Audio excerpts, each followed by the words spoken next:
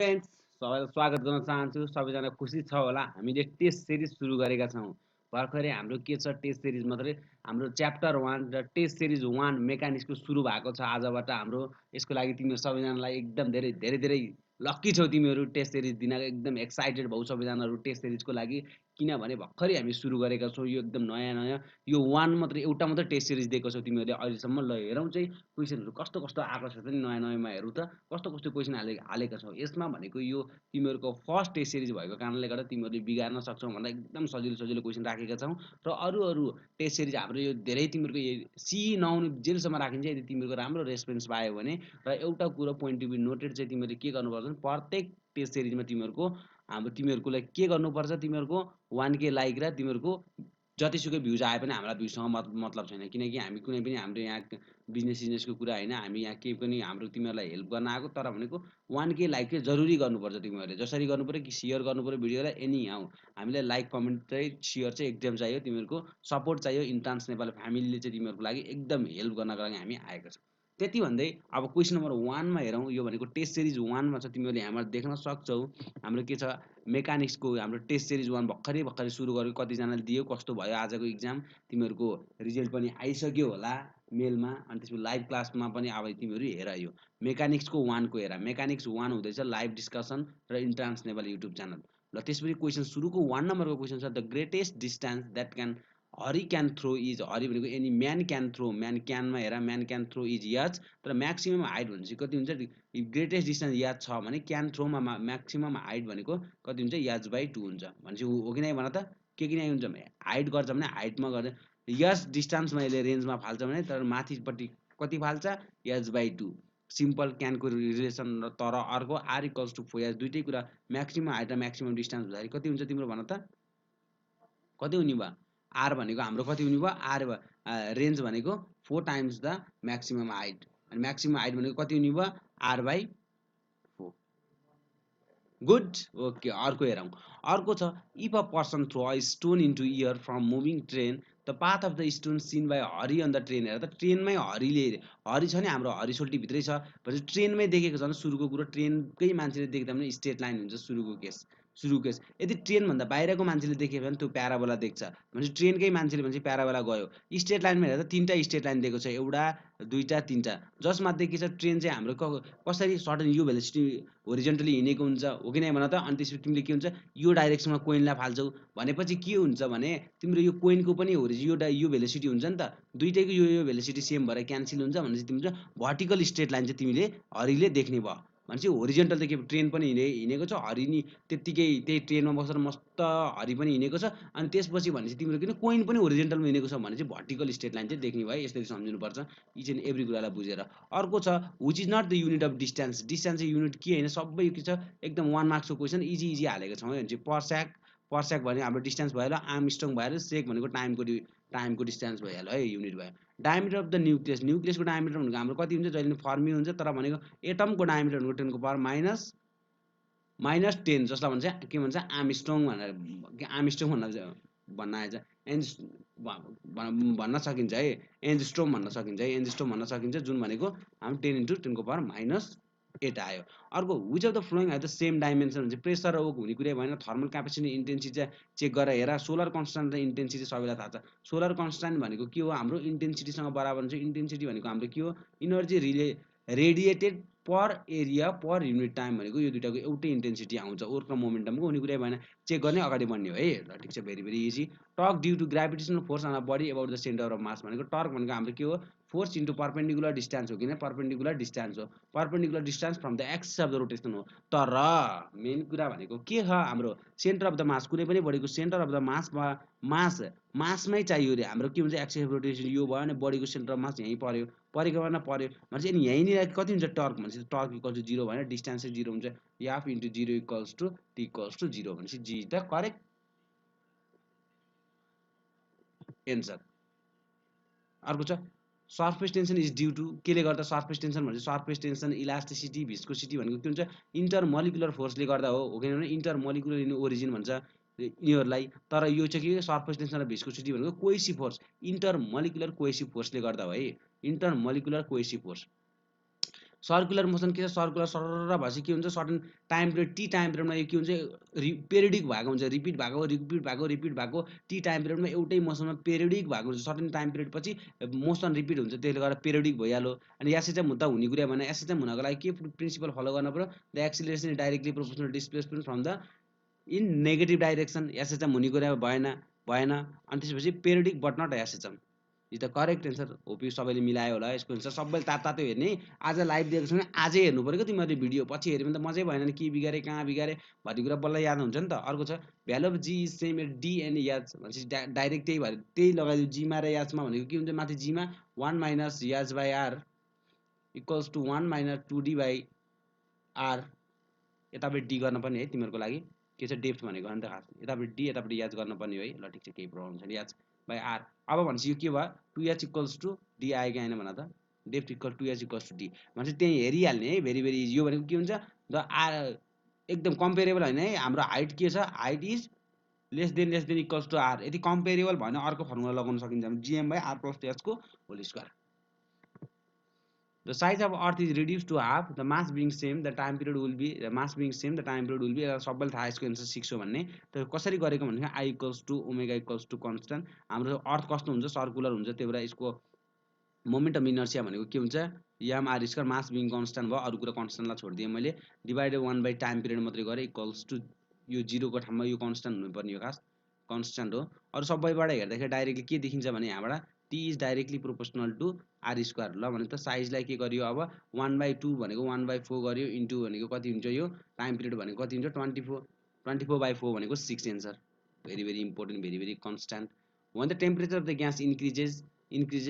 then its viscosity के हुन्छ viscosity भनेको के हुन्छ इन्क्रिज हुन्छ जसले गर्दा केले सपोर्ट गर्छ काइनेटिक थ्योरी अफ द ग्यासले के हुन्छ मोमेन्टमहरु इन्क्रिज हुन्छ कोलिजनहरु इन्क्रिज हुन्छ जसले गर्दा के हुन्छ viscosity पनि इन्क्रिज हुन्छ तर जसले गर्दा ओइलहरुको लिक्विडको के हुन्छ डिक्रिजेस हुन्छ है केले गर्दा त्यो भनेको फेरि त्यहाँ इन्टरमोलिकुलर फोर्सहरुको कारणले गर्दा है okay two soap bubble have the radius कति छ 2:1 and they are excess pressure सबैलाई थाहा छ excess pressure of the soap bubble भनेको कति हो हाम्रो 2T/4R हो 40/2R भयो भगिनाइ भयो भनेपछि के हुन्छ खास भन्न खोजेको P is inversely proportional to R भयो P is inversely proportional to R अब लगाइदेऊ एक्सेस प्रेसर भनेपछि इन्भर्सली प्रोपोर्सनल टु रेडियस अब रेडियस हाम्रो कति 2:1 छ भने 1:2 एक्सेस प्रेसर कता छ 1:2 यस्तो क्वेशनमा झुकिन सक्छ है तलमाथि यो कुरामा अलि धेरै ध्यान दिनु the height of the liquid column in the moon atmosphere is something time the earth भन्छ मुनमा कति हुन्छ हाम्रो के हुन्छ height is inversely proportional acceleration due to gravity हो कि नै भन त मुनमा हाइट भनेको के हुन्छ जी भनेको 1/6 हुन्छ 6 टाइम्स भइहाल्यो अर्थको भन्दा बढी कसरी गर्ने कन्फ्युज भयो भने कसरी गर्ने या इज इन्भर्सली लगाउने या हैन हाइट अन मुन भनेको के गर्ने तिमीहरु 1/6 जी भनेको कति जी अन मुन मुन अनि याज अन द अर्थ हो यो मुन यसलाई मुन लेख्दिउँ बाबुहरुको यसलाई अर्थ लेखौँ अनि यो भनेको जी अफ अर्थ अब हामीलाई थाहा भएको के हो जी अन अर्थ भनेको कति हो अर्थको ग्राभिटी भनेको 6 टाइम द मुन हैन त अन्त मुनको भनेको 1/6 टाइम हो अर्थको ग्राभिटी भनेको 6 times the gravity on the moon divided by gravity on the earth into the height on earth भनेपछि कति भयो जी क्यान्सल हुन्छ 6 या जी यसरी निकाल्न सकिन्छ है अर्को in summer the pendulum made of invar है इनबार भनेको छ त्यही भएर रिमेन सेम है र अरू कुरा भनेको भए के हुन्छ टाइम पिरियडमा तलमाथि हुन्छ है त्यो कुरा बुझ्नुभयो टेम्परेचर बढ्दा त्यो लेन्थको एक्सपान्सनदेखि लिएर कन्ट्र्याक्सनदेखि लिएर अनि त्यसपछि के हुन्छ अनि time period is directly proportional to root under l लगाएर त्यहाँबाट गर्नुपर्छ तर इनबार भनेको के हुन्छ हाम्रो त्यसमा कुनै पनि चेन्ज हुँदैन किन हाम्रो टेम्परेचर कोएफिसिएन्ट भनेको धेरै सानो हुन्छ है particle acting SHM with the frequency कति छ f रे then energy oscillates with the kinetic energy and the potential energy oscillates with the 2f because the के हुन्छ kinetic energy potential energy भनेको एउटा oscillation मा त के हुन्छ दुई चोटी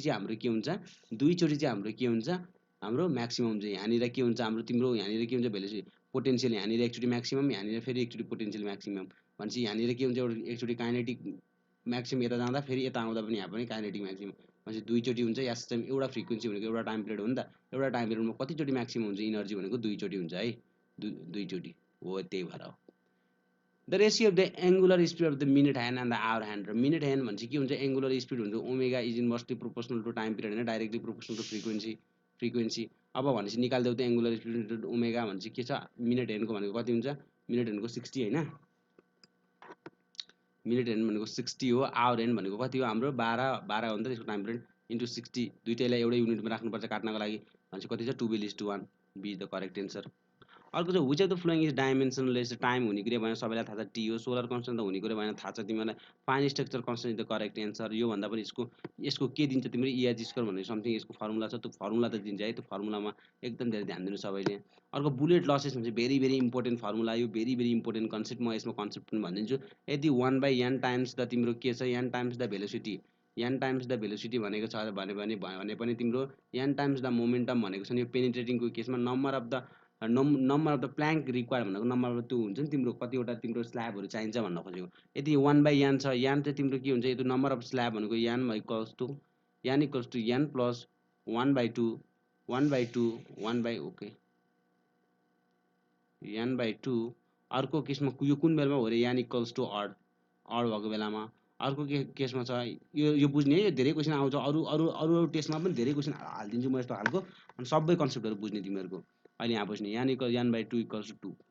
अन्त यान इक्वल्स टु इभन भएको बेलामा भनेपछि यो यान भनेको यो क्यापिटल यान भनेको के हो हाम्रो total number of slab required भनेपछि हेर त 1/20 छ भने 20 भनेको इभन होइन 20 भनेको भनेपछि 20 प्लस 2/2 भनेको के भयो 11 आयो झ्याट्टै 11 हानिहाल्ने होइन सोच्ने टोटल नम्बर अफ स्ल्याब चाहिने भनेको 11 हो तर के सोधेको हामीलाई number of the plant required to stop भनेको टोटलै सोधेको रहेछ नत्र कहिलेको सोध्छ एडिसनल सोध्छ कि एडिसनल प्लान्ट रिक्वायर्ड भनेपछि के हुन्छ 10 हुन्छ त्यसको एन्सर किन भनेपछि एउटा सुरुको त हेर त सुरुमा त यसले त के भयो छेडिदिइसक्यो नि सुरुमा एउटा यसलाई घटाउनु पऱ्यो नि त त्यही भएर 10 हुन्थ्यो त त्यस्तोवाला क्वेसन म पछिको सेसनहरूमा हाल्छु त्यसमा एकदम क्लियर हुनु तिमीहरूमा यो कन्सेप्ट बुझ्नु सबैले ल ठिक छ अर्को छ डाइमेन्सनमा डिवाई भनेको हाम्रो के छ डिवाई भनेको हाम्रो के हो हाम्रो डाइपोल मोमेन्टलाई केले डिनोट गर्छौँ पी भनेको के हुन्छ क्यु इन्टु एल हो किन भन्छ चार्ज इन्टु सेपरेसन क्यु भनेको हामीले के गर्छौँ आइटीलाई मैले ए लेख्छु अनि टी भइहाल्यो एल भइहाल्यो मिटरको एएलटी भनेपछि के एलटिए ट्याक्कै के एम जिरोबाट गराउनु एम0 एलटिए सिधा यो एन्सर कस्तो छ एम0 एलटिए एम0 एलटिए ल ठिक छ के छ यहाँ रङ भएछ भनेपछि यसको एन्सर हुन्छ कुनै रहेछ एम0 एलटिए ल ठिक छ है सबैलाई एक नम्बर चाहिँ म एड गरेर पठाइदिन्छु पठाउने बेलामा अप्सन रङ भएछ डाइमेन्सनल वर्क भनेको के हो इनर्जीको डाइमेन्सन सबैलाई थाहा छ